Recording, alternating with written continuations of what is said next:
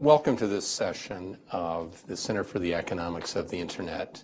My name is Harold Furchtgott-Roth, and I'll be your moderator today. Just a couple of housekeeping notes. On June 22nd, our next event will be with former Commissioner of the Federal Trade Commission, Joshua Wright. He's a professor at George Mason University, and he'll be speaking about the independence of agencies and the suppressed role of economists. On July 6th, Jeff Herbst, the former president of Colgate University and the currently president and CEO of the museum, will be speaking about problems associated with anonymity on the internet. We hope that all of you can join us for those events. Today, we'd particularly like to welcome our C-SPAN audience. We have a wonderful program today with two of the leading speakers in America on issues of civil liberties and security. They're going to divide the time between them. On my left and on your right is Nadine Strossen. Nadine is the former head of the American Civil Liberties Union. She is, in my view, the leading and most articulate spokesman about civil liberties in America, and I think that's an understatement. She has a frequent speaker both here in Washington and around the world, and we look forward to your comments today.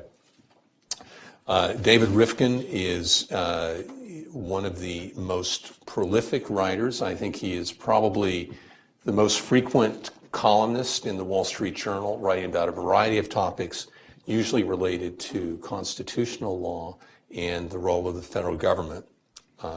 And he is, in fact, it was one of his many columns that sparked my interest in putting this event together today. Just kind of randomly, we'll have Nadine speak first. She'll have about 15 minutes, and then David will follow with 15 minutes. They'll each have 10 minutes after that. Then I'll have a few questions, and then we'll have questions from the audience. If our online viewers or our C-SPAN viewers have questions, what is the at Hudson Events is the Twitter handle to send in questions, and we're happy to take questions from our audience. And with that, Nadine? Many thanks to you, Harold, for that gracious introduction and for arranging this program, and thanks to all of the audience members for your time and interest in this important topic. I'm glad to once again share the podium with David Rivkin. We've debated each other about this issue several times since 9/11.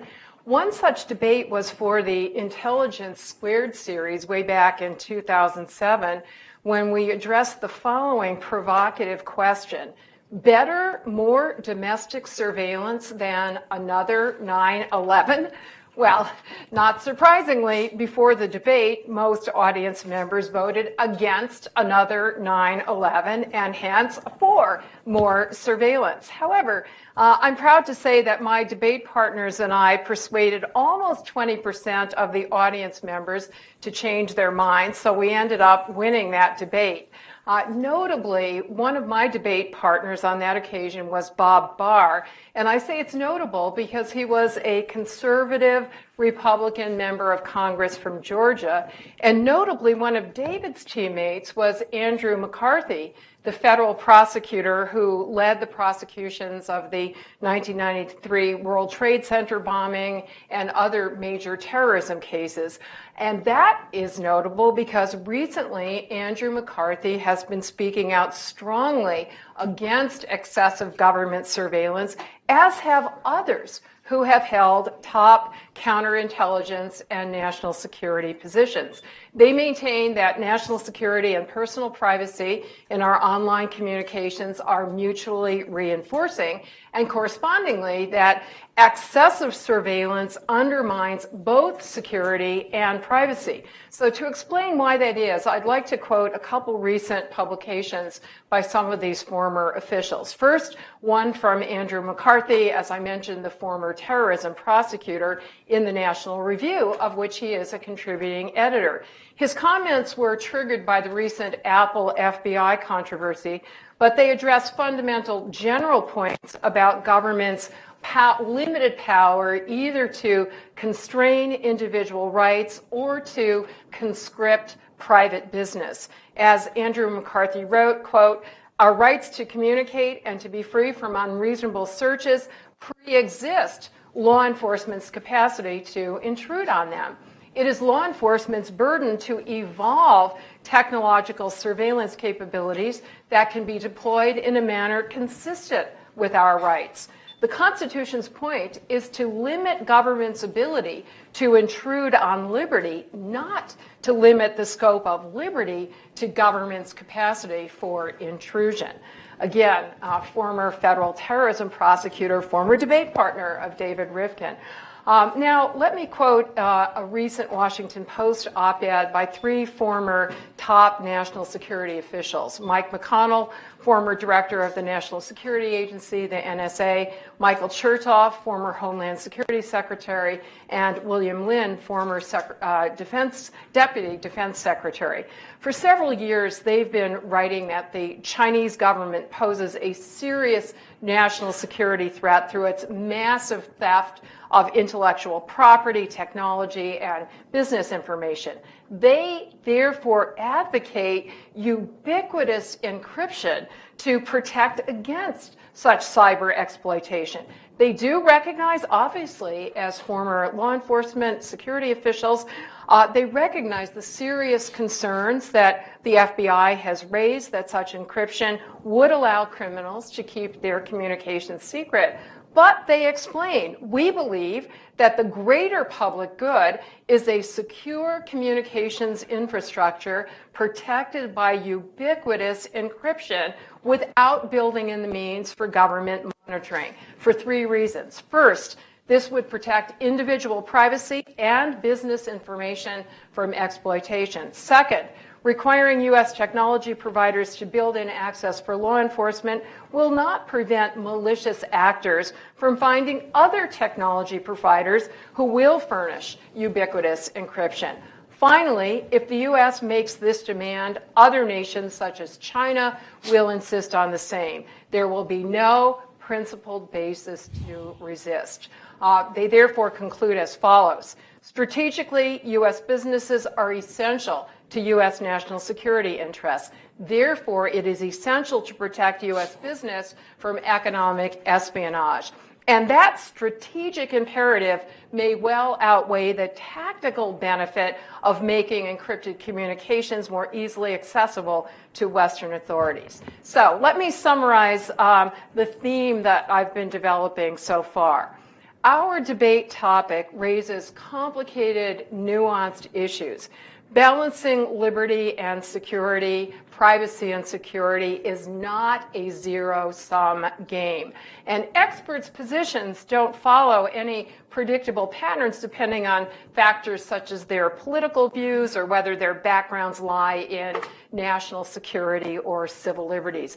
Let me again quote Michael Chertoff from a debate I had against him at the Federalist Society National Lawyers Convention when he was Homeland Security Secretary under President George W. Bush. And I've quoted this line many times because I so completely agree with it. He said, "We cannot live in liberty without security, but we would not want to live in security without liberty." Again, I wholeheartedly agree with both parts of that statement.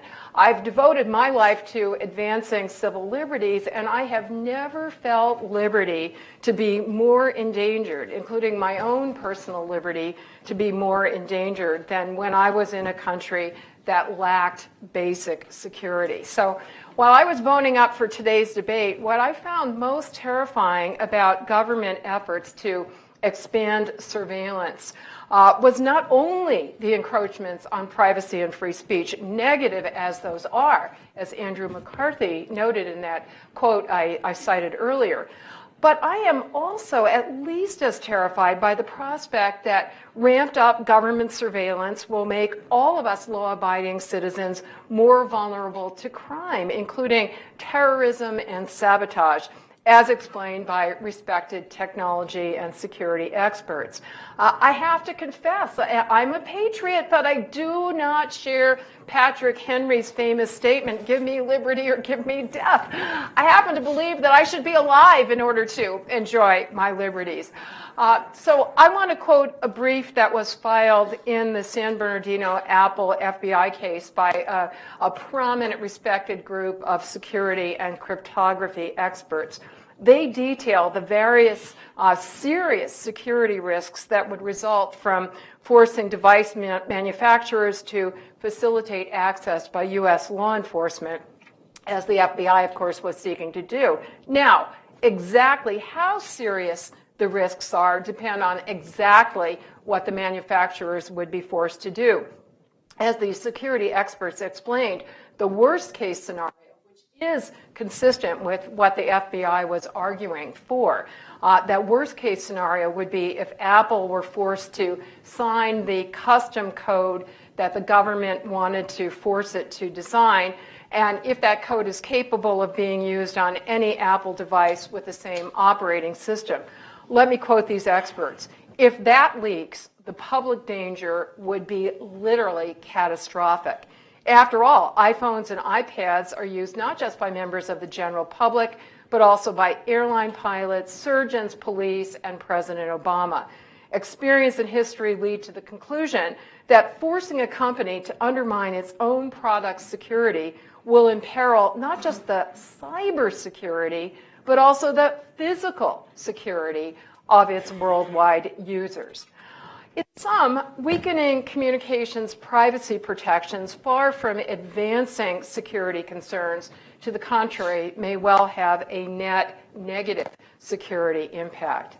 We've also seen repeatedly how government overstates how important surveillance is, even for specific short-term security goals. Examples include the two recent high-profile confrontations between the FBI and Apple, the one I already mentioned involving the work iPhone that was used by one of the San Bernardino terrorists, and the other one involving an iPhone that was used by a Brooklyn drug dealer. In both cases, the FBI insisted over and over again that it could not access the data on these phones unless courts took the unprecedented step of commandeering Apple to design and authenticate software that would let the FBI break into its customers' devices. Yet in both cases, those claims turned out to be unfounded. First, in March, the FBI announced that it had found an alternative way to access the San Bernardino phone. And then just a couple of weeks later, the FBI announced that it had also found an alternative way to access the Brooklyn phone. We saw the same pattern with the National Security Agency, the NSA, concerning this sweeping, indiscriminate metadata collection program for all of our telephone calls, which Edward Snowden brought to light. In one-sided secret proceedings before the FISA court, the Foreign Intelligence Surveillance Court, we now know, thanks to recent disclosures, the FBI claimed that this dragnet surveillance of us innocent Americans was the only effective means for keeping track of suspected terrorists, and I'm quoting from their briefs. To the contrary, though, the independent analyses of that program have concurred that the NSA's indiscriminate communications surveillance has not made any contribution to our counterterrorism efforts. That was the conclusion of both high-level commissions that issued detailed reports on point in 2013 and 2014. First, the President's Review Group on Intelligence and Communications Technologies, and also the Privacy and Civil Liberties Oversight Board. Indeed, most challengingly, the NSA itself has backed down from its former extravagant claims about how essential this program allegedly was. In the briefs that the NSA has been filing in the open federal court proceedings in challenges that are being brought by the ACLU and others, the NSA, in contrast to the overblown statements about how essential this program allegedly was that it made before the FISA court, in open court where those claims are subject to rebuttal by an adversary, to review by the public and the politicians and the press, in that context, the NSA is making only the infinitely more modest claim that this program can complement other programs and may advance counterterrorism efforts. As D.C. federal judge Richard Leon commented, these hypothetical endorsements are not exactly confidence-inspiring. So no wonder he concluded that such a limited possible security benefit could not justify the huge costs to privacy and freedom of speech, not to mention the security dangers that security experts are also flagging. So Judge Leon accordingly has issued 2 major rulings striking down the NSA's bulk metadata program as unconstitutional. And those rulings are especially noteworthy because he is a respected conservative. The Supreme Court has long recognized that government surveillance of communications chills or deters our fundamental First Amendment freedoms, including freedoms of speech, press, religion, and association. So the court has long held that such surveillance must be subject to especially strict standards, even when it is undertaken for national security reasons. Indeed, especially then, as the court has explained, though the investigative duty of the executive may be stronger in national security cases, so also is there greater jeopardy to constitutionally protected speech, including political dissent in national security cases. In fact, multiple recent studies have confirmed that our awareness of government surveillance has a demonstrable chilling effect on our online expression. In particular, reducing the expression of non-conforming minority views. For example, just last month, one study showed, ironically, that this kind of self-censorship in the shadow of surveillance is especially pronounced among people who support mass communication surveillance as necessary for national security and who say they aren't bothered by it because they haven't broken any laws and hence they have nothing to hide. And yet, there is a demonstrable impact on their self-censorship of views that they perceive as being in the minority. I'd like to quote the lead researcher for this study, Wayne State University professor Elizabeth Stoichev. Surveillance is enabling a culture of self-censorship that further disenfranchises minority groups. Surveillance, therefore, undermines the Internet's ability to serve as a neutral platform for open deliberation. Well, given the complex, nuanced factors at stake in Internet surveillance, I would like to suggest a general analytical framework for assessing any proposed surveillance measure. I'm not taking an absolutist position here any more than the United States Constitution does. No doubt we are going to have many disagreements about the technological, strategic, and other factual aspects of each situation. Perhaps we could agree on the pertinent issues that we should evaluate. In the U.S., this analysis often takes place under the Fourth Amendment, which protects us from unreasonable, unwarranted government surveillance. But now I'd like to invoke the similar principles under international human rights law because they are a bit more elaborated, a bit more specific and detailed, but completely consistent with Fourth Amendment analysis. First, the government has the burden of supporting any surveillance measure by a detailed and evidence-based public justification. Second, any such measures must be set out in public laws that are precise, transparent, and non-discriminatory, which constrain official discretion and provide effective safeguards against abuse. Third, the surveillance must be subject to prior judicial authorization.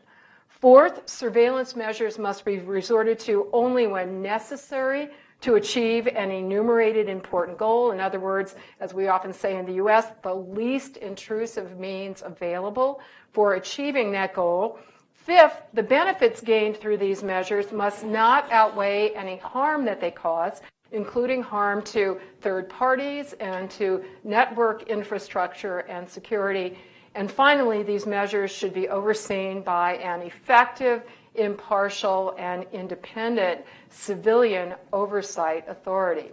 In conclusion, too much post-9/11 surveillance has not conformed to that framework and sadly has been the worst of both worlds. It has made us less free, but it has not made us more safe. Thank you very much. Well, all right,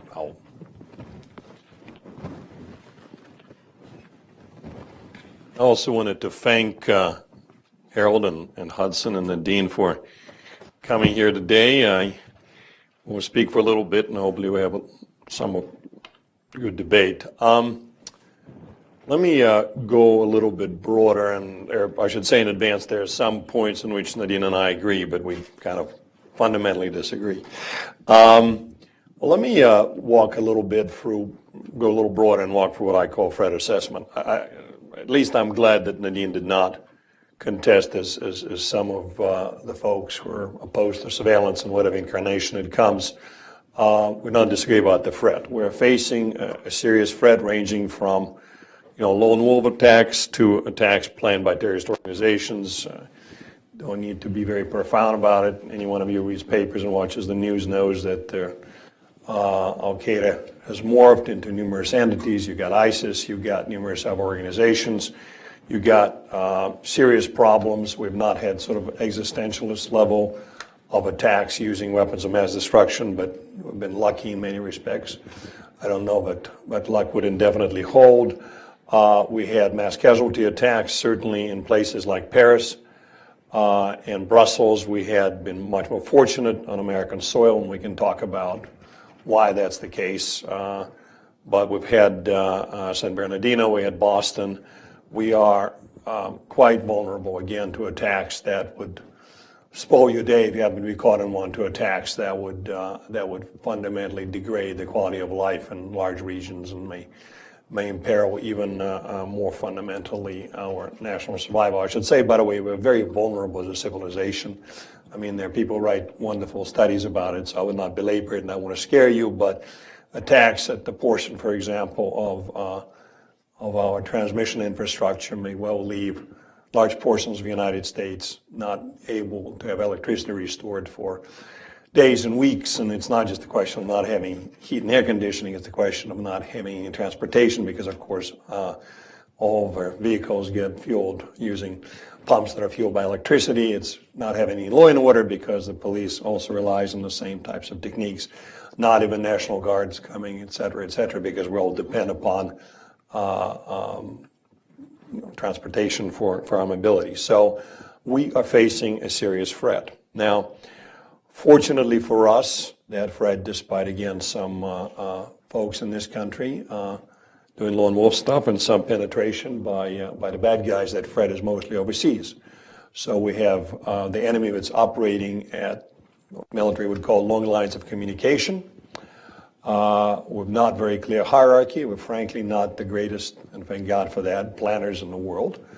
And that means that one of their areas of strategic vulnerability, and there are also many assets they have, including the fact that they're not easy to discern. They hide among civilian population. They're quite resilient. They draw a tremendous number of sympathizers. And I won't have a debate about, the role of religion here or any other roles, but let's say they have we have no shortage of volunteers. So yes, we can degrade them overseas using drones and various other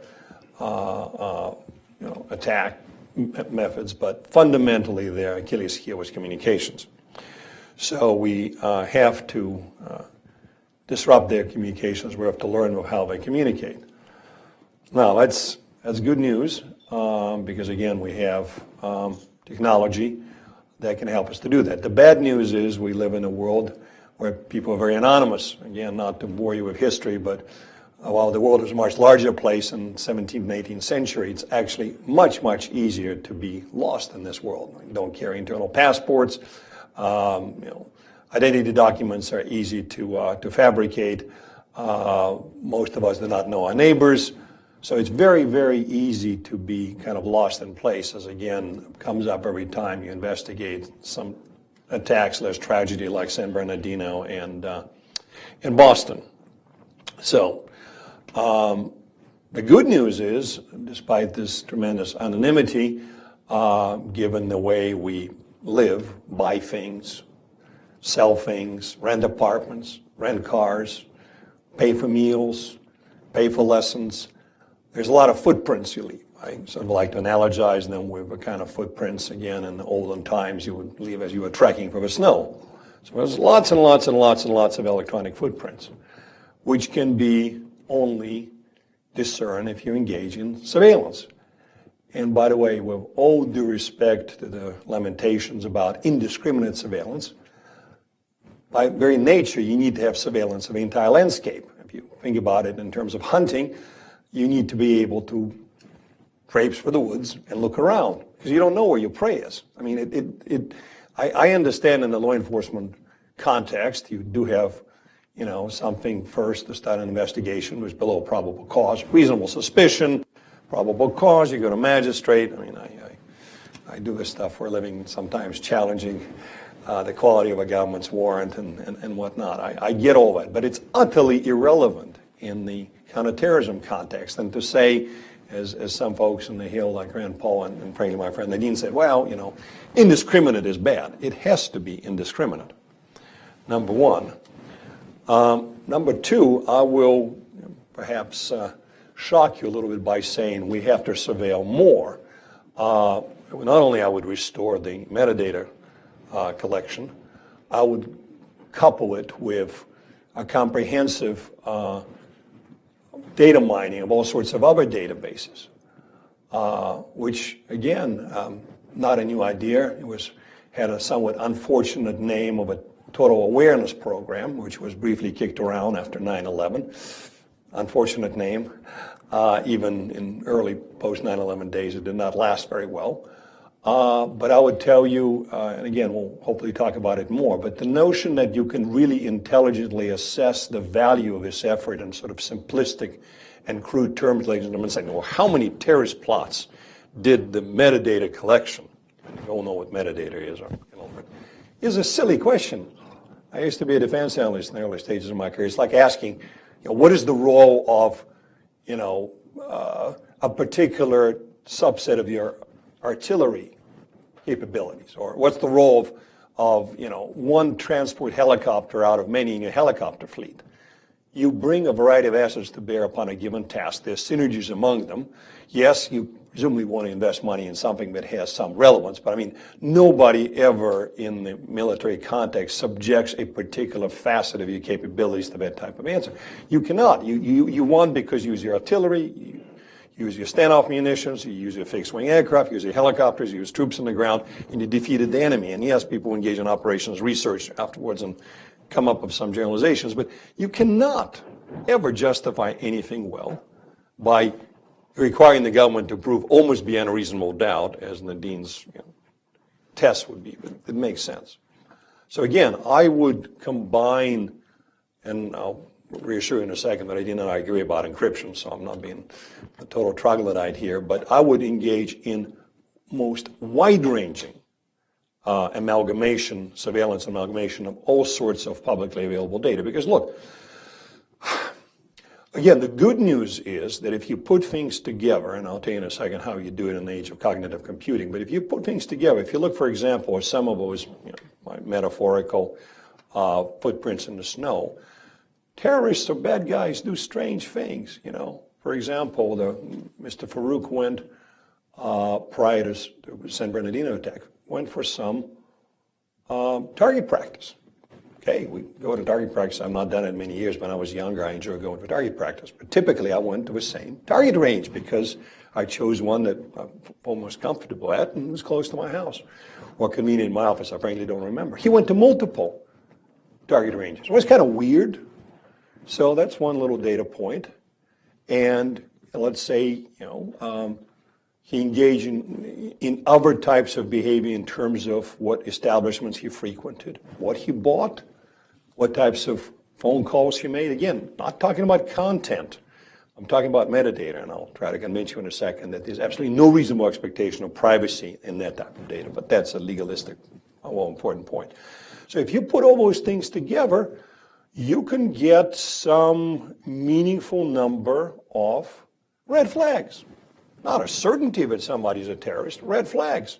And red flags would enable otherwise scarce law enforcement resources to be deployed appropriately and to bring to bear, it's a reasonable basis, you don't need a probable cause to start an investigation, a reasonable basis to go look at things, which is all you do. And by the way, surveillance has to be accompanied by vigorous use of human, particularly in the area of resources. We're all comfortable with that. Local police departments do it, FBI does it, just a question of, you cannot do it with millions of people to look at, and we don't want to be profiling people based upon the ethnicity or religion. So in a sense, having this type of surveillance is only way to prioritize law enforcement resources. I also think that, frankly, even if the other benefit, and I've used this term before, the other benefit of doing all of this stuff is what I call virtual attrition. So again, important term in military art. What it does is you're putting pressure on the other side. You're forcing them to operate not in the optimal mode. If you use drones, it's not just a matter of killing bad guys. It's making them skulk about. It's making sure that they don't all get together every time they want to. If you are surveilling, okay, that means they're going to operate not, going to communicate not in the optimal mode.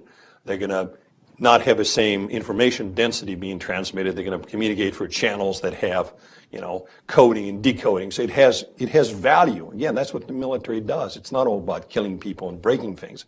It's about making them operate in less than optimal mode. And all of that results from the widest possible range of surveillance, not to tease you about cognitive computing, something I'm very interested for other reasons.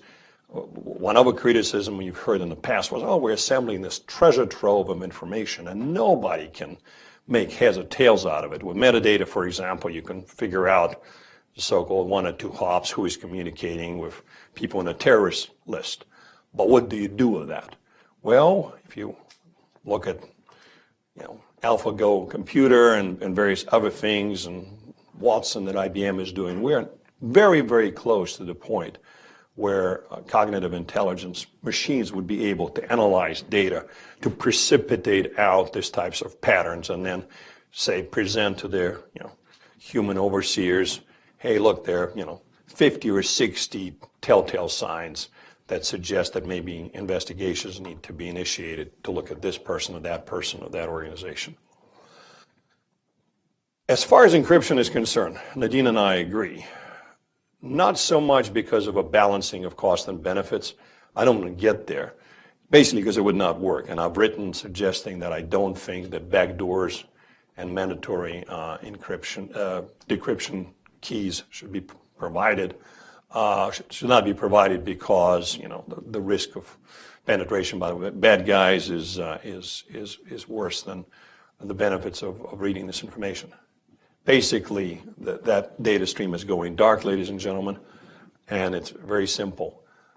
Even if you force all your technology companies, Apple and the companies overseas, to provide you with those capabilities, you can generate your own encryption algorithm using some very basic Turing-type computer.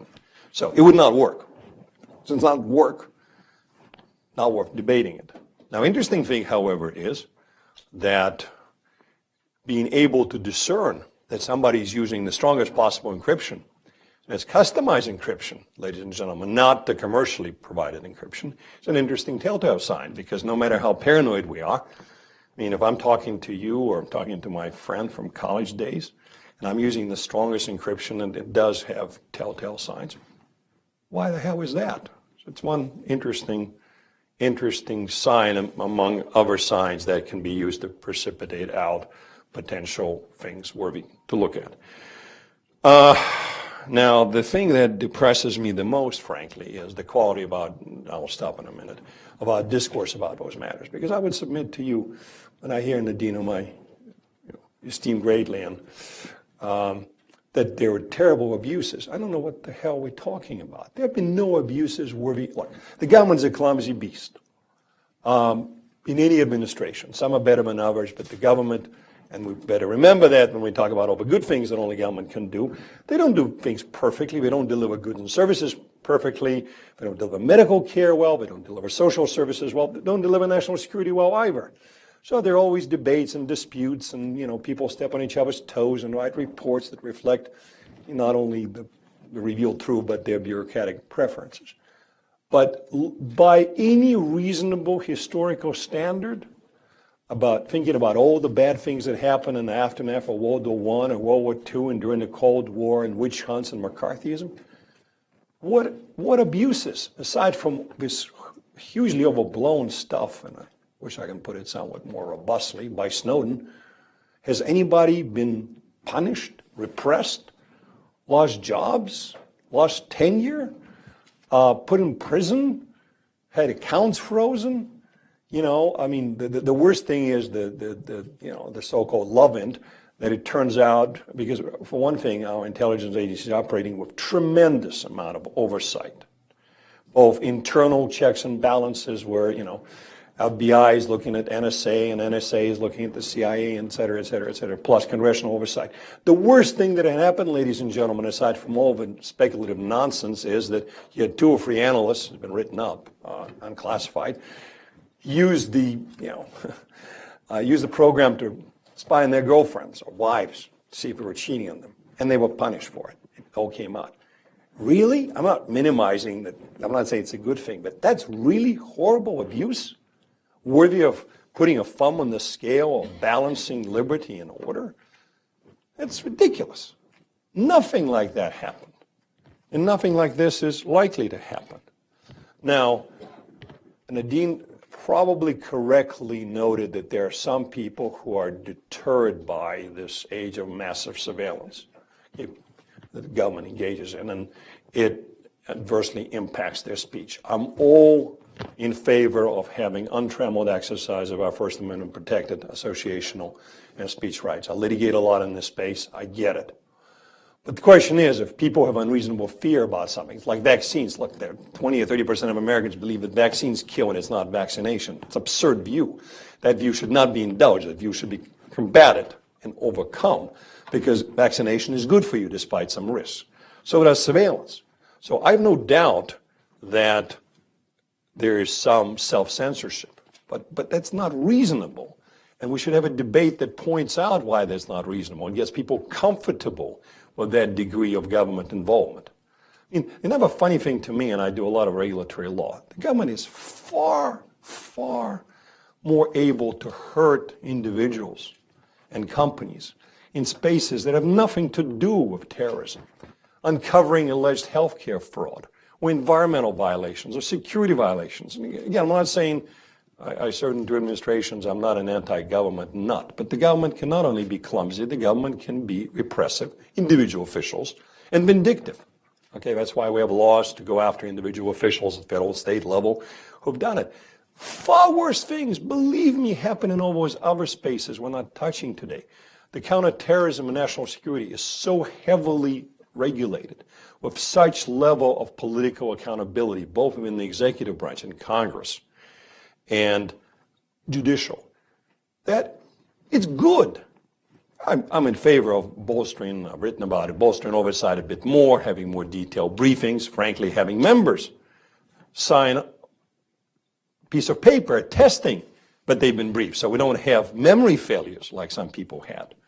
I'll try to be bipartisan about it, but it's good to have politicians again. You got a very sensitive classified briefing about some surveillance effort. You heard about it.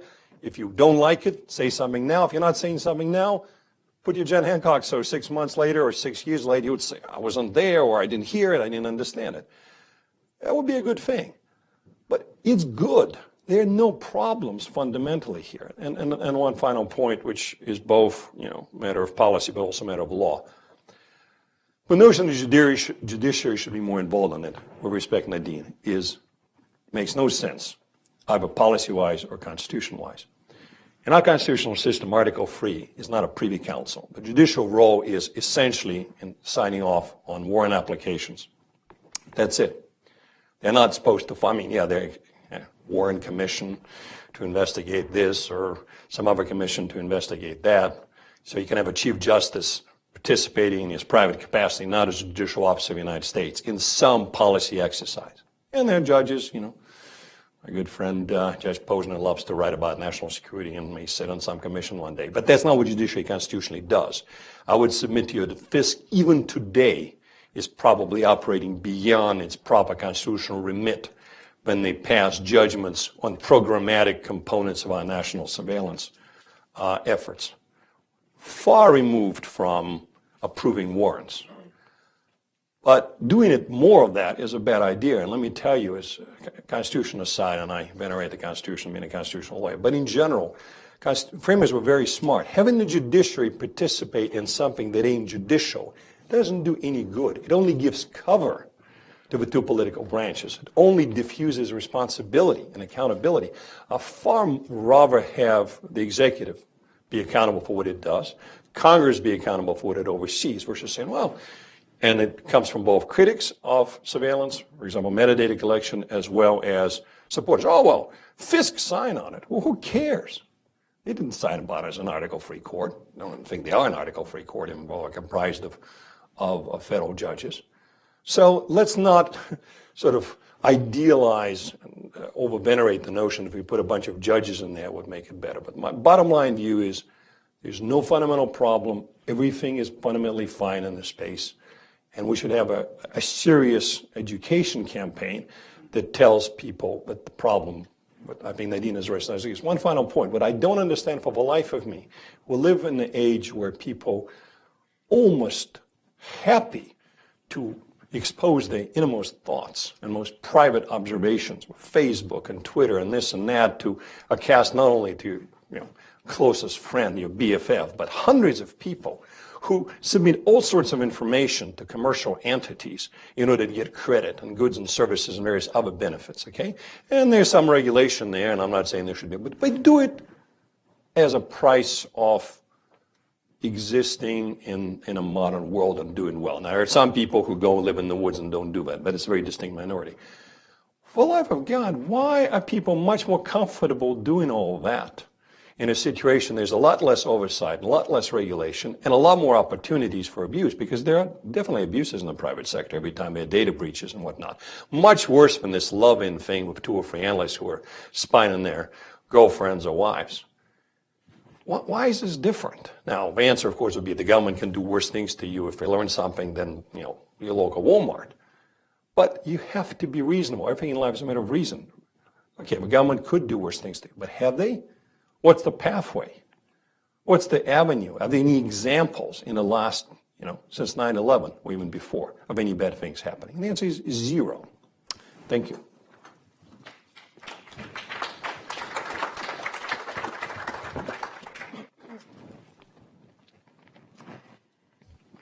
Well, I radically disagree with that last conclusion that the answer is 0. The answer is, by my lights, every single person in this country. But more important than my lights are those of Federal Judge Richard Leon here in the Federal Court for the District of Columbia. Again, a respected conservative who granted injunctions against the NSA's indiscriminate surveillance program because he concluded that the mere existence of this program, even without independent abuses of its intended purposes, the mere existence and use of it against all of us innocent citizens who are simply trying to communicate online was itself an abuse of the Constitution.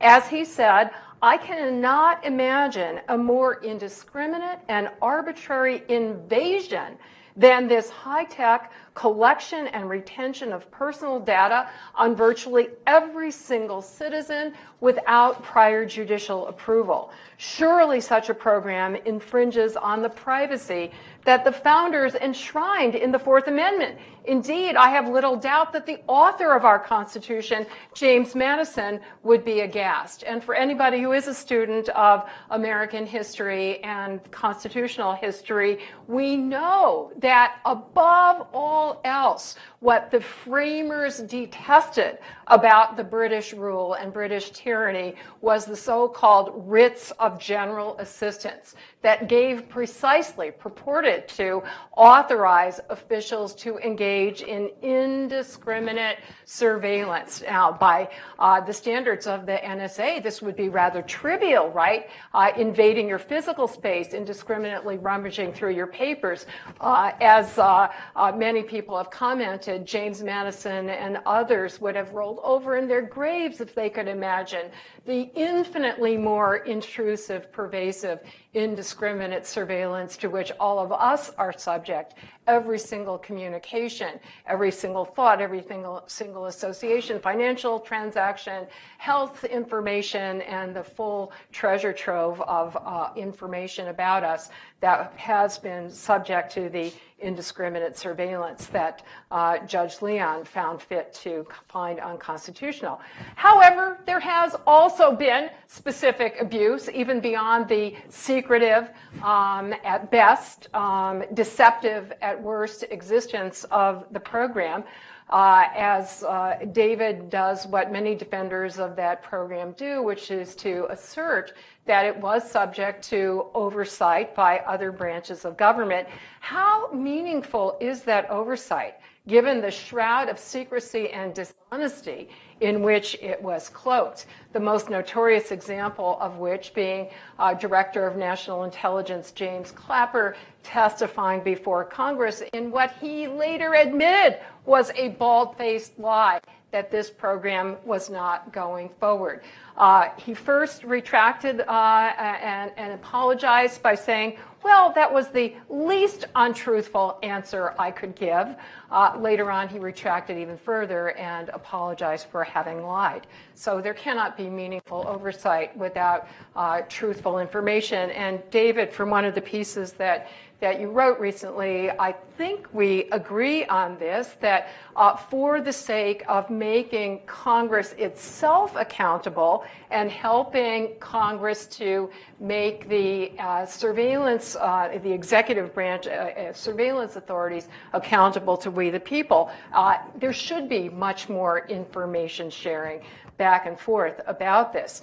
In terms of the supposed control that was being imposed by this super secret, one-sided FISA court, Foreign Intelligence Surveillance Court, that court itself is hampered by the one-sided nature of the proceedings, and even the limited amount of checks that court, which has been very criticized for being essentially a rubber stamp for every request for surveillance authority. It's been heavily criticized because it is so strongly oriented in terms of the judges who have been appointed to it, people with prosecutorial and law enforcement background. So it is especially telling that even that court, even without hearing advocates of privacy and civil liberties, even without having judges who have backgrounds of advocating privacy and civil liberties, when even that court has strongly critiqued and sanctioned the NSA for, not to put too fine a point on it, lying to the court about what it was doing. Let me quote a couple rulings that have now come to light as a result of Snowden's disclosures that led to Freedom of Information Act efforts by the ACLU and others. So first I'm going to quote a 2009 ruling from Fisk Judge Reggie Walton. The court had imposed some trivial, not at all sufficient by the standards that I laid out, but some minimization procedures to rein in the indiscriminate sweeping nature of its surveillance. And here's what Judge Walton said. He said the NSA had engaged in systematic non-compliance with FISC-ordered minimization procedures over the past 3 years, going back to the inception, the very inception of the program in 2006, and had also repeatedly made misrepresentations and inaccurate statements about the program to the FISC judges. Consequently, Judge Walton concluded that he had no confidence that the government was doing its best to comply with the FISC's orders. He imposed a 6-month sanction. Nonetheless, the record of failure to comply, even with the limited controls that were imposed by the FISC court, persisted. So that brings us to another angry order from a FISC judge, in this case presiding Judge John Bates, in October 2011. He found that the government had misrepresented the scope of its targeting of internet communications. He said, quote, "The court is troubled that this is the third instance in less than 3 years in which the government has disclosed a substantial misrepresentation regarding the scope of a major collection program." So much for the lack of abuse, supposedly, so much for the effective oversight, supposedly.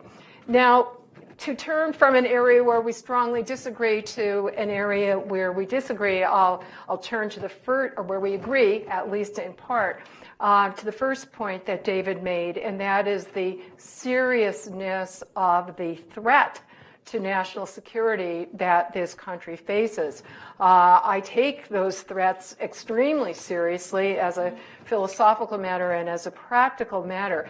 I think it is noteworthy, however, that going back to 2013, our top national security officials have emphasized as the number one threat, the number one national security threat that our country faces is not terrorism, serious as that is, but it is, in fact, threats to cyber security. Cyber threats, so I'm quoting now from, this is an article from February 12th of this year, reporting on the testimony that Director of National Intelligence James Clapper provided to Congress on the annual worldwide threat assessment of the U.S. intelligence community. And he was accompanied in the congressional hearings with other top current officials of the intelligence world.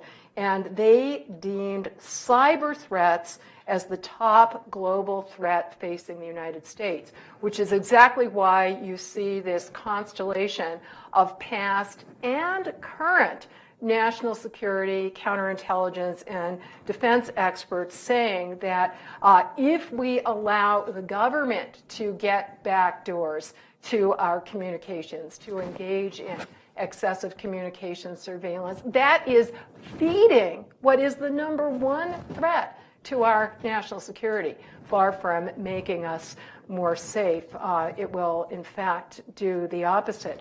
I also have to say that in terms of, in addition to the government's intentional misleading of the American public, setting up in secret a program that violates the most core constitutional principles, not to mention legal statutes and congressional statutes, I should mention as well, in addition to Judge Leon having repeatedly held that the mass NSA program violated the Fourth Amendment to the Constitution. In the Southern District, in the Second Circuit Federal Court of Appeals, which is based in New York, in a lawsuit that was brought by the ACLU, a unanimous panel of that court concluded that without even reaching the constitutional problems, that the mass NSA surveillance violated Congress's statute, the relevant section of the Patriot Act, as indeed even members of Congress that have called themselves the lead authors of that section have said it was never our intent. Certainly the language doesn't say it, and it was never our intent to authorize this kind of indiscriminate surveillance. So double whammy, unlawful, violating a federal statute and violating the U.S. Constitution. But beyond those abuses that consist of violation of the law, violation of our rights, we also have a problem of lack of government competence to protect us from hackers, from cyber criminals, from even cyber terrorists. So I'm concerned on the level of competence as well. Would we call this an abuse for the government to act incompetently or negligently? It certainly bothers me, whatever label you put on it. Just in 2015 alone, the Federal Office of Personnel Management was hacked to the tune of 22 million personal records. We're talking about just 1 year, last calendar year. Hackers released, and beyond government, the private sector has also been vulnerable here and made all of us vulnerable. Hackers released 32 million accounts from Ashley Madison, a site none of you is familiar with, so let me explain that it facilitates adultery.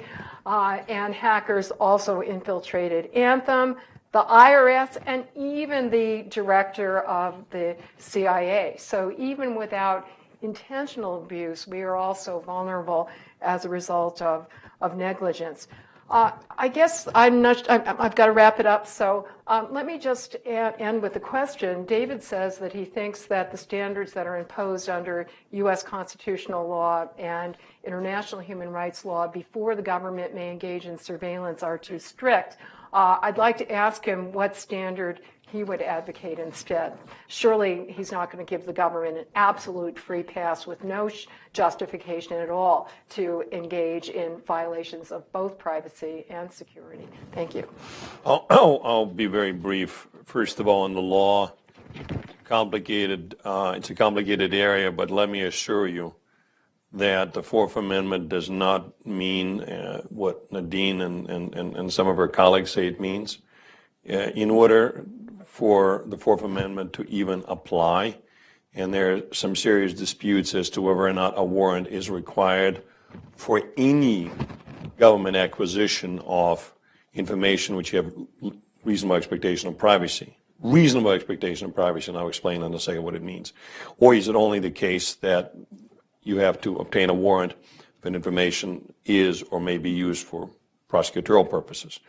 But aside from that interesting debate, it has to be something which you have legitimate expectation of privacy. There's plenty of case law, ladies and gentlemen, dealing with, under words like plain sight doctrine. If you put out information in the public domain, you have no reasonable expectation of privacy. You may have expectations of privacy if you're a privacy crest, but it's not reasonable. And it's been brought out over years and decades in cases like some foolish people. People should not be, in my view, cultivating drugs. But if you cultivate drugs, don't put a freaking cannabis plant into your window where it's visible from the street, because when a cop walks by and sees said cannabis plant, he does not need a warrant. It's in plain view, okay? And the same thing happens, by the way, when, again, it's interesting to me how little people understand, I'm afraid, Nadine, how much stuff gets acquired in other contexts. You can have a third-party subpoena by a, most junior state prosecutor investigating something having to do with the way you run your nursing business, who's going to get in and get all your emails from all your service providers, and they're going to get to read. Now, there are disputes about that, but they're going to read all of that stuff, and it turns out from your emails that you're planning a bank robbery. They're going to get you, even that's not the purpose for which it was obtained. Happens every day, okay? Lots more acquisition by this information, because by the way, if you entrust information to your service provider, it goes up in the cloud and various other places, it ain't a legitimate expectation of privacy. I can quote you cases, we can debate it back and forth, but it's something you need to realize. And again, look, the irony here is I think Nadine is much more of a Tea Party person than I am. Government is a clumsy beast. It does most things not very well. Though the degree of criticism that Nadine is referring to in those two Fisk opinions, which I'm very familiar with, because at least they're the ones who've been declassified, is nothing compared to, I can give you 100 cases where this circuit and that district court judge slammed the Department of Agriculture, okay, and the Department of Transportation, and EPA, and FCC, and FERC, and every other agency in the firmament for lying, for cheating, for not doing this, for not doing that. That's how the government works. Okay, and it's really bad People get prosecuted, fired, go to prison. And the FISC judge is basically participating in the interagency process, as far as I'm concerned. They're not oracles of Delphi. They're expressing their view. The intelligence oversight statutes are very complicated, ladies and gentlemen. I've not done it for many years, but back in my days at DOJ and the White House, I used to deal with some of that. They tax the minds of most brilliant lawyers on all sides, okay? And people disagree about it. So the fact that FISC judges disagree about whether or not, NSA complied with some minimization order or some acquisition order I'm not saying that they were wrong. They may well be right. I don't frankly know the details. And I bet you Nadine does. But it ain't unusual. It's not a sign of some horrible practices going on, okay? 2 final points. She has not mentioned anybody who was punished incorrectly, who suffered, okay? Because there's no such examples. They don't exist. And, again, compared with the normal regimen of our great government, which I love, and all administrations is doing things that only the government can do, the national security area is pretty darn clean and it's pretty vital. And if you don't like that, then you should all guys, ladies, go support Tea Party or Donald Trump and turn everything upside down, because believe me, the FDA, Federal Drug Administration, vacuum cleans records from pharma companies with a lot less, using administrative subpoenas, with a lot less oversight, a lot less standards for dissemination. And, and FERC does it to energy companies, and EPA does it to everybody. So if you don't like this, you absolutely don't like the way our government functions. The essence of reasonable risk assessment is to look at things across the board. You cannot just say, well, I don't like this, but there are 3 things that present even greater danger. That's okay with me. The final thing about the threat, look, there's no connection I know of, or any technical person I heard tells me, in simple terms, between cyber threat and the kind of surveillance I'm talking about. On encryption, Nadine and I agree. We don't even need to go there. There's absolutely no connection between the government recollecting the metadata and combining it with other information in the public domain from dozens and dozens of public databases, and using cognitive computing to precipitate out potential suspects and bring in law enforcement. Zilch. So it's a straw man, I'm sorry to say. It's a classical straw man. I think the government should harden it up as well as possible against cyber penetration, but they got nothing to do with it. So that's not an issue. And the final point is this. I don't care if terrorism is number 1 threat or number 2 threat. It is a huge threat. The government owes us, if nothing else, to be safe from our enemies. Okay? That's number 1 function of government. And the only game in town, ladies and gentlemen, we have is surveillance. We do not have, as in the Cold War, we do not have our agents penetrating those organizations. Pretty well impossible. Any intelligence professional will tell you that. We're going to talk about why. And believe me, we don't defect, unfortunately. We don't have, Colonel Pinkowski type guys defecting from Al-Qaeda or ISIS. Sadly, they don't seem to be that driven by money. They believe in really bad stuff, but they really believe in it. So we don't have that. Oh, and by the way, we don't interrogate folks much these days at all. That's not politically correct, no matter what the standards are. So the only damn thing we have to get at them is surveillance, okay? If we don't have that, we have nothing. Might as well wait till we get hit the next time and the next time and the next time. And again, there's no problem. There's no crisis. I've heard nothing that suggests otherwise. Thank you. I know I don't get a response, but I'd like to give David a little present to honor his position. And it's got the fringe benefit of having a picture of President Obama on it's a little tin which shows President Obama with a headphone and a listening device, thumbs up saying NSA approved, and they are lemon flavored Eve's drops. So enjoy. Think of me when you suck on them, David. I will put it on my desk.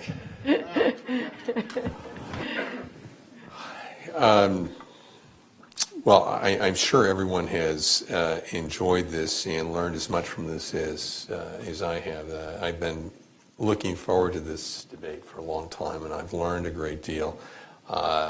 we don't have a lot of time. I'm going to take the moderator's prerogative and ask the first question, though, which goes as follows. If I were a Martian and I just landed in the United States and I wanted to find out something about Nadine or about David or about some class of people who might be suspected terrorists or really about anything, and I had some omniscience about how the world actually works, I don't think I'd go to the federal government to find out. I'd go to any number of private companies whose internet business model is surveillance, plain and simple. They surveil, they collect information, they retain information, they use that information. They know far more about practically any of us than I'm sure the federal government does.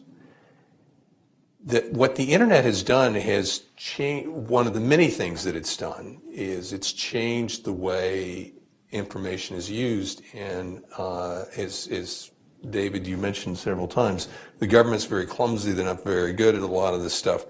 The private sector is really, really good at that. And they probably, if they had wanted to monitor this guy out in San Bernardino and you told them, well, tell us who's been going to different rifle ranges and different things, I'm sure somebody knows that.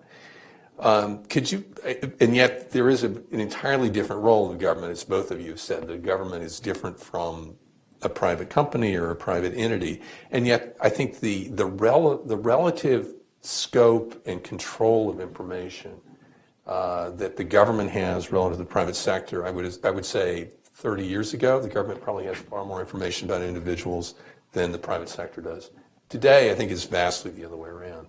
And I just wonder, how does that enter into thinking about surveillance and Can I go very briefly? Sure. Because you're fairly early. You're making my point. We all live in a fishbowl. If one is not comfortable with it, let's be reclusive and run into the woods. If we don't, let's be reasonable about it. Again, one of the things that bothers me is that people do not assess a given concern in the continuum, or to put it somewhat tritely, yes, I worry about this threat, but it's somewhere below my fear of being eaten by piranhas, which means it isn't very high given where we live. It's not even hiring a private surveillance company. You can go, and if you're knowledgeable, and a young person in particular, and you can get more information about any one of us today than most of you would realize. You can get your unlisted phone number. You can get mortgage documents. You can get a picture of your house. You can. It's all there. Since we accept that, we have to look at what the government can do as part of the same broad narrative of our tolerance for the lack of total privacy. And then I understand that the government can do worse things to you, although not necessarily. Private sector entities can do horrible things to you, to believe me. You have to look at why is it being done, what the risks are, and what are the safeguards. And once you put it in that perspective, there's nothing to worry about in this space. So that's one of my lamentations. Well, this is one of the reasons why I think the Tea Party would not welcome me, David, despite your endorsement, which is, as a civil libertarian, but not, libertarian, I do believe that government can have a positive role to play precisely in protecting our liberty and our privacy from violation by powerful private sector entities which are not subject to constraint under the United States Constitution. So the ACLU and many others have joined in supporting legislation at every level of government, regulation at every level of government to constrain the power of the private sector to collect, use, misuse, store, etc., our private data. And in fact, very recently, the FCC did announce that it was moving in a direction that I think you've criticized, Harold, of, and forgive me if I'm wrong about that, of subjecting, subjecting to regulation internet service providers that, in terms of their ability to to reduce our privacy, to misuse our information. On both subjects, government and private sector, ability to invade our privacy, again, I am not an absolutist, and I don't know anybody who is. What we are asking for are meaningful constraints. In the government sphere, that means that the government has to have, as the Constitution demands, individualized suspicion. There has to be independent oversight beyond the executive branch of the government itself through the independent court system. In the private sector, I think one of the most important constraints is transparency and consent. That we should have an opportunity as consumers to, we should have to opt into affirmatively any situation that is reducing our privacy, and it should be a meaningful option. We should not have to give up being denizens of the online world. Choose between that and privacy. That is not a real choice. We have time for just one or two questions, and let's start with the gentleman in the back. Sunshine Press. I'm interested in the political aspects of this. Why is it that conservatives who generally believe in what they used to call strict constructionism and now they call originalism, that especially with regard to the 10th Amendment, the Constitution reserves to the people in the states all power not specifically granted to the federal government? Why is it that conservatives see in that Constitution, or inclined to see in that Constitution, authority for the government to do things that aren't spelled out in the Constitution? And why is it that liberals are inclined to, in general, go along with increased government activity, but not when it comes to surveillance? Well, I suppose the question is addressed to me, at least in part, but I would say with respect, I fancy myself a serious constitutional lawyer. That's my life and my vocation. I don't understand the question. The government, I understand limited enumerated powers. In Article 1, I understand federalism. Believe me, I do. But the government clearly can acquire information in pursuit of a variety of purposes that are within the legitimate domain of both federal and state government. The question really here is how, not whether. And how is cabined by the Fourth Amendment, of course, applies to both federal government and the states. And any reasonable reading of a Fourth Amendment suggests that, back to my cannabis plant in the window kind of a homely analogy, that if this information ain't the one to which reason must be, if you take a machine gun and erect it on your lawn, you cannot be very upset that the local police would come and, if there is some kind of ordinance against it. Actually, federal law is still in the books against machine guns, would give you some hard time and arrest you probably because you did it, okay? You have a choice of whether or not to put a cannabis plant in the window or put out a machine gun on your lawn. You have a choice whether or not to give your otherwise private information to service providers. Metadata. Metadata ain't private at all. It's not even information so you have on your own. You can't generate on your own. It's information generated by your service provider in order to bill you. Okay, it ain't private. Certainly not private to you. It's a business record of your service provider. And with all due respect to Nadine, the notion that the framers, or Madison, whom I esteem greatly, would be upset, but if you walked out in your local pharmacy store in Boston and ordered, some eye drops in the presence of not only a pharmacist, but 5 other people, your neighbors standing there, that is private information which a warrant is required. One final point. What I don't understand, again, is kind of idiosyncratic thinking. What I'm talking about is the intelligence acquisition on a national/international level that happens over time in local police work. Very briefly, I know we don't have time. A local cop or detective, to be respectful, goes and says, I think something bad may happen. Let me go kick the tires in the neighborhood. Let me ask you who's seen what, who heard what, strange people driving around, maybe lots of money passing hands, maybe this, maybe that. You can assemble that information. You don't need probable cause for that. That's not a warrant. You're talking to people. You're looking at things in the public domain.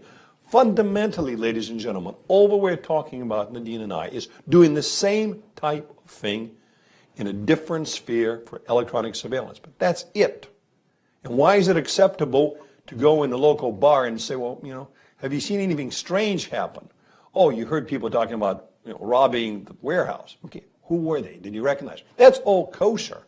But doing the same type of data development through surveillance, electronic surveillance, so then you can go kick tires on specific people you identify, is somehow prohibited by the Fourth Amendment. It cannot be. Well, I disagree with most of the details that David laid out, but I'm going to try to go to the core of your question. Your name was Edward, right? Which is why do so many conservatives depart from the text of the Constitution and the original intent, and so many liberals do likewise, depending on what the particular issue is, rather than consistently trying to honor both the text and the original meaning or understanding of the Constitution. And I have some comfort to offer you, which is that on a number of very important recent privacy cases in the United States Supreme Court, before Justice Scalia died, when the court had 9 contentious individuals who would often split 5-4 and being even more fragmented, we've had a number of recent decisions in which all 9 of them came down very strongly in favor of privacy and strongly enforcing Fourth Amendment guarantees. The most recent example being a case called the Riley case from 2014 involving cell phone searches. And strikingly, all 9 of them held that it was unconstitutional to extend to the digital world a judge-made exception to the Fourth Amendment that had been made for seizures, searches and seizures pursuant to an arrest, when basically the law had been that Fourth Amendment standards aside, if somebody's arrested, you can seize everything that that person has on his or her body. And the court said, no, we are not going to extend that exception to cell phones, given the wealth of private information that's available on those phones. And I thought it was really remarkable that all of them, from the most liberal to the most conservative, came down to it really respecting the words and meaning of the Fourth Amendment. I'm going to read you just one line that they agreed on. We cannot deny that our decision will have an impact on the ability of law enforcement to combat crime. Cell phones can provide valuable, incriminating information about dangerous criminals. Privacy comes at a cost, but privacy is protected by the Fourth Amendment. So take comfort. And I just add one thing very briefly. The irony here is this, by the way, I don't disagree with this decision, and I understand what they were doing. And let me assure you that once government gets somebody in custody, local police most likely, it's a fool's errand to get a warrant. In fact, I've dealt with a number of cases where we're actually fighting to suppress warrants. Getting a warrant is so easy peasy, as my niece would say. It's not funny. The notion there's some great comfort to obtaining a warrant is just not true. The problem, again, arises not in the context of somebody who's been taken into custody and, okay, so you're not going to automatically on your own go search for his or her cell phone. You're going to go get a warrant from a magistrate. Fine, 2 hours, 3 hours tops. It's not knowing out of the millions of people out there which ones deserve closer scrutiny by law enforcement. That is at the heart of counterterrorism, okay? Is nothing to do with law enforcement scenarios. In the context of law enforcement, we can afford to be far more punctilious, go way beyond Fourth Amendment, which, by the way, again, very lenient. I'm all in favor of tougher standards for warrants and subjecting individuals who submit warrant applications that are a little frisky to personal liability, whether they're state or federal officials. All in favor of it. It's a good thing, even if some bad criminals go. It ain't the same in the context of counterterrorism, because the only way you can get at the people, unless you want to wait till they strike, or you get lucky because you run into somebody before you can pull out a gun and blow himself. The only way you can do it is figure out which one of, not even millions of hundreds of millions of people need to be looked at more closely. There's no other answer. And I would ask Nadine, I know we don't have time. I keep hearing about, well, I'll balance it differently. How would you do that? How would you know who needs to be investigated? You don't. You don't, unless you do that kind of surveillance. Well, let me just point to a long history that predated what has been called the golden age of surveillance.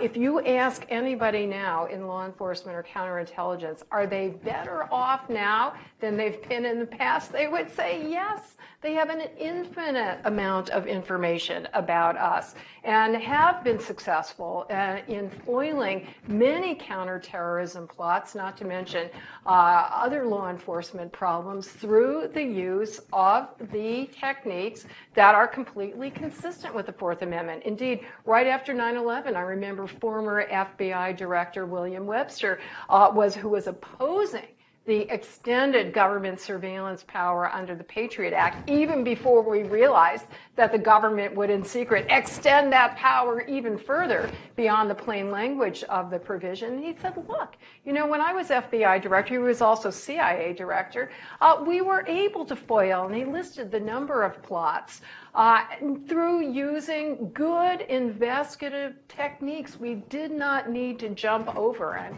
paraphrasing him very closely, we did not need to jump all over people's privacy.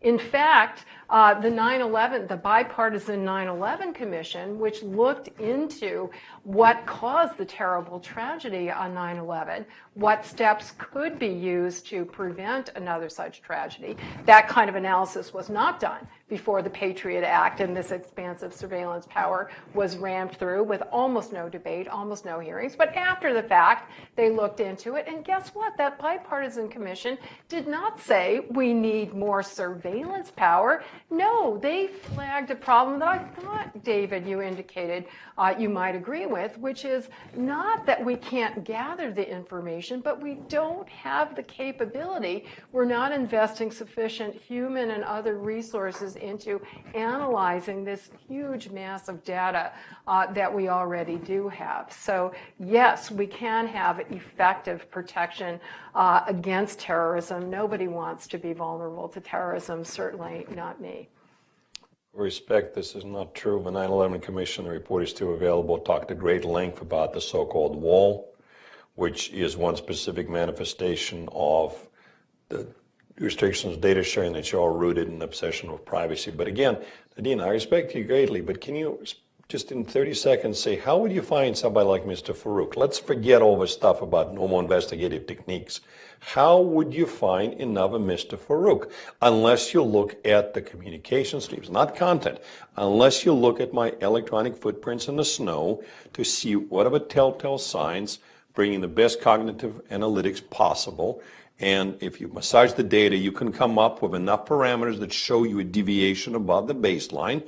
Doesn't mean the person is a terrorist, but it's worth investigating. How would you do it? How would you find another Mr. Farouk? You do that, as the Director of National Intelligence has said, with individualized suspicion. How would you know? And data experts have said that the data mining that you are advocating, David, is junk science, that it is not an effective way. How would you know about the suspicion? Because a lot of these people are lying low until they freaking attack. So what individualized suspicion are you going to have? He's going to go in a bar and start bragging and I'm going to go kill a bunch of people? Some will, but many will not. How would you get the individualized suspicion in the modern world? How? Well, I could stay here all day. Unfortunately, I was hoping an audience member would get to ask a question, which is why I self-censored. But I had actually promised our speakers we would be done 11 minutes ago, and I have, Nadine, you've got a plane to catch. So please join me in thanking our speakers today.